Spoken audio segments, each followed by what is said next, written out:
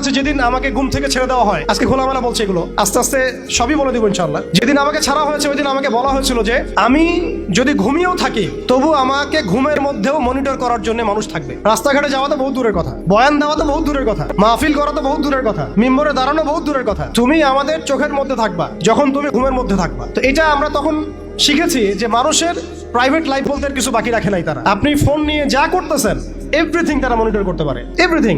কাকে মেসেজ করতেছেন, অনেক ভাই তখন আমার সাথে দেখা করতে আসলে আমরা ইগনোর করতাম তার ভালোর জন্যই, বিকজ সে বিপদে পড়বে আমার সাথে দেখা করতে আসলে, এবং আপনি যেটা বলবেন সে বলার জায়গাটা আপনাকে দেওয়া হয় নাই, রাখা হয় নাই, আপনি ট্রিগারের সামনে আছেন। তো আল্লাহ পাকে সন্তুষ্টির জন্য কথা শুনেছি, অনেক সহ্য করেছি, মেনে নিয়েছি, গালি মন্দও খেয়েছি, আর এটাকে সুন্দর করে নাটক সাজানো হয়েছিল যে পারিবারিক কলহের কারণে আত্মগোপনে চলে গেছে। তো পারিবারিক কলহের কারণে আত্মগোপনে আমার সাথে আরো 4 জন কিভাবে গেল, আমার গাড়িও বা কিভাবে গেল, আর বাংলাদেশের গোয়েন্দা সংস্থার হেডকোয়ার্টারে আমার লাস্ট লোকেশন কিভাবে পাওয়া যায়, ম্যাপ কিভাবে ট্রেস হয়, মিডিয়া দিয়ে মানুষকে খাওয়ানো, এই কথাটা